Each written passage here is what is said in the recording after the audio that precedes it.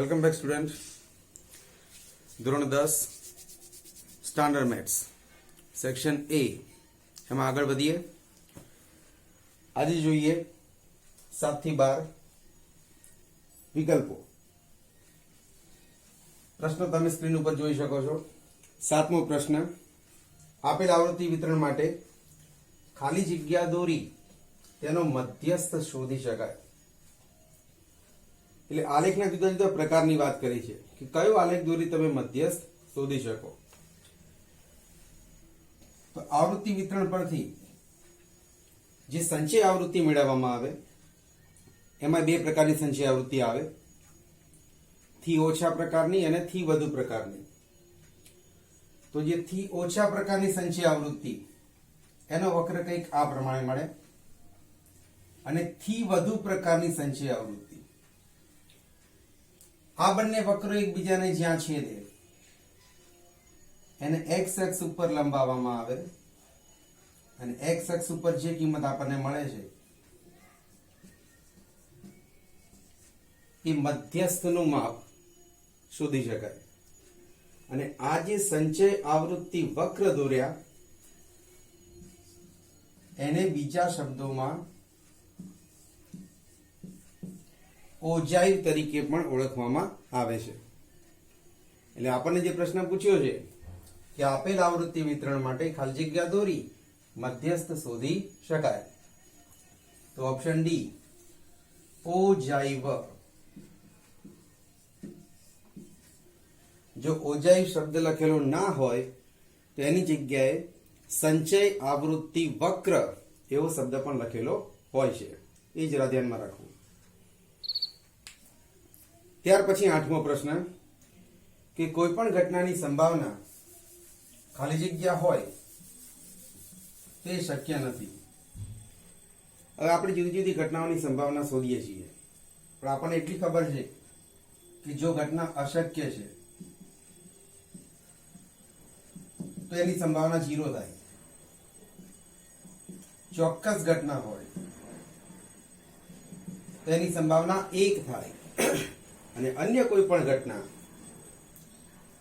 જેમ કે હું કે વિચારું તો પી ઓફ કે માટે આપણે અંતરાલ શું લખી શકીએ? 0 હોઈ શકે, 1 હોઈ શકે, કે પછી એની વચ્ચેની કોઈ પણ કિંમત ધારણ કરી શકે છે. એટલે કોઈ પણ ઘટનાની સંભાવના ખાલી જગ્યા હોય તે શક્ય નથી. એનો મતલબ કે 0 થી ઓછી માઇનસમાં હોય તો શક્ય નથી, 1 થી વધારે હોય તો શક્ય નથી. હવે આપણને 4 ઓપ્શન આપેલા છે, એ કઈ માઇનસમાં તો દેખાતી નથી. તો રહ્યો સવાલ કે કયો જવાબ 1 થી મોટો છે. જે જવાબ 1 થી મોટો હોય એ સંભાવના શક્ય નથી. તો દરેકના અંશ ચેક કરી લો. જો અંશ મોટો હોય અને છેદ નાનો હોય તો એ જવાબ આપણે 1 કરતા વધુ છે.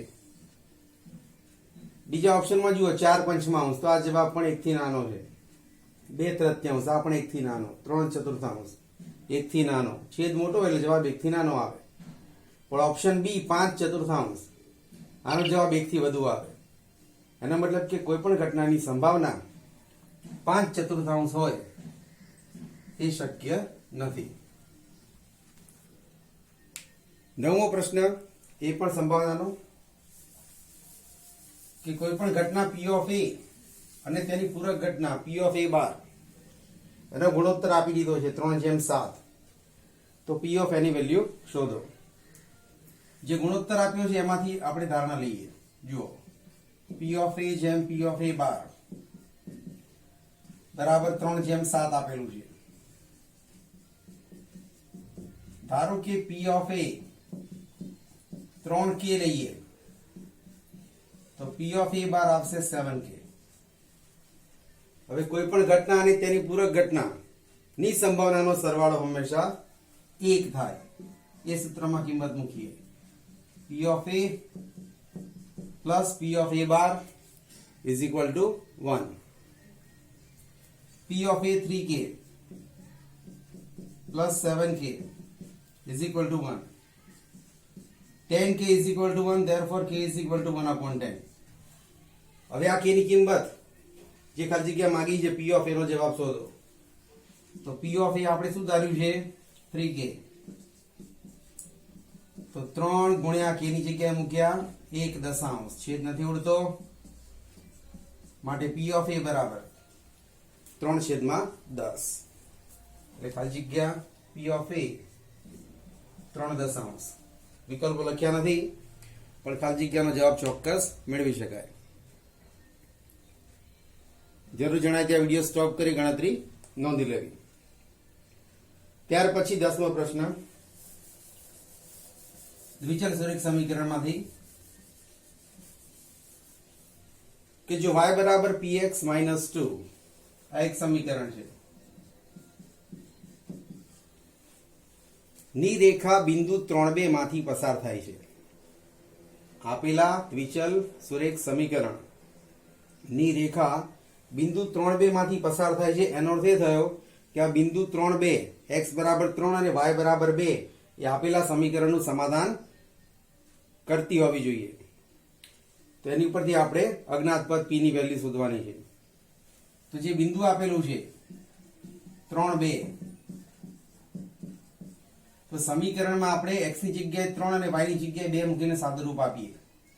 y ની જગ્યાએ મૂક્યા 3, p શોધવાના છે. y ની જગ્યાએ 2, p ની જગ્યાએ કિંમત શોધવાની છે. x ની જગ્યાએ મૂક્યા 3. માઇનસ માઇનસ સાઈડ ચેન્જ આપો. 2 + 2 = 3b, 4 = 3b, therefore p = 4/3. તો p ની કિંમત ખાલી જગ્યા તો p બરાબર 4/3.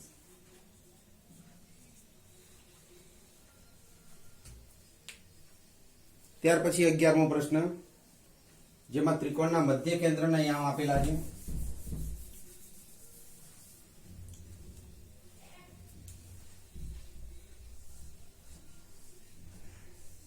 ત્રિકોણના 3 શિરોબિંદુ, ત્રિકોણને આપણે એબીસી ધારી લઈએ.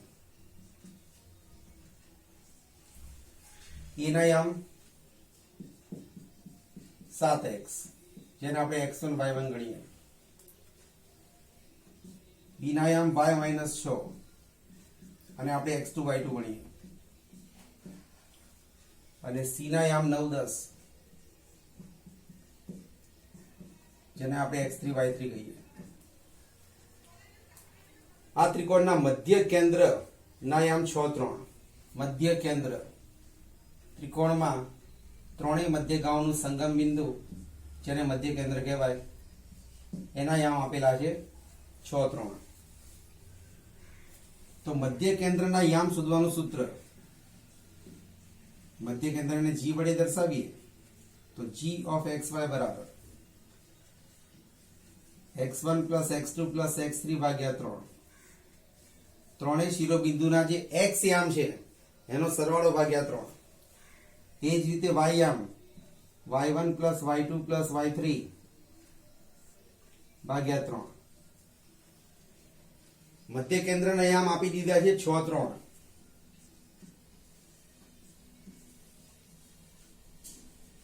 x યામની કિંમતનો સરવાળો લઈએ તો x યામમાં જુઓ x1 એટલે 7, x2 એટલે y, x3 એટલે 9. તો 7 + y + 9 ભાગ્યા 3. એ જ રીતે y યામનો સરવાળો લઈએ તો y1 એટલે x, y2 એટલે -6 અને y3 એટલે 10. તો x -6 + 10/3.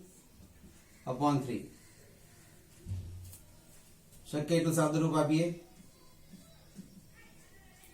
9 અને 7 16 + y છેદમાં 3.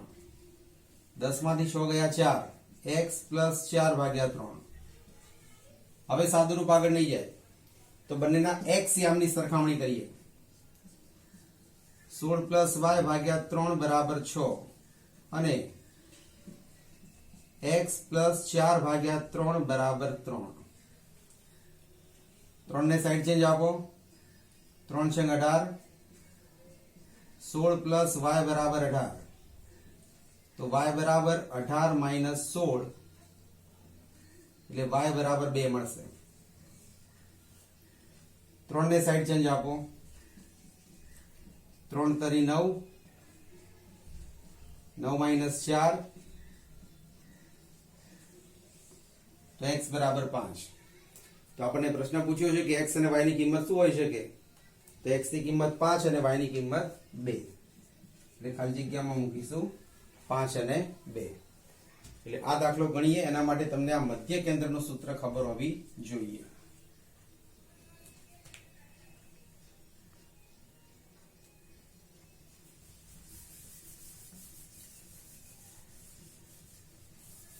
ત્યાર પછી 12મો પ્રશ્ન આંકડાશાસ્ત્ર ઉપરથી મૂક્યો છે, જેમાં અવલોકનો ચડતા ક્રમમાં આપેલા છે. અવલોકન 6, 7, x - 2x, 17 અને 20. એનો મધ્યસ્થ 16 હોય તો x ની કિંમત શોધો. અવલોકન ચડતા ક્રમમાં ગોઠવેલા જ છે.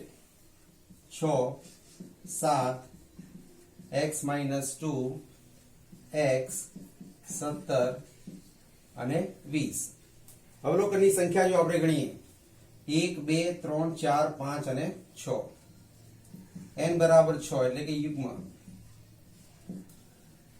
અવલોકનો બેકી સંખ્યામાં છે તો મધ્યસ્થ શોધવા માટે સૂત્ર મધ્યસ્થ m બરાબર n/2 મું અવલોકન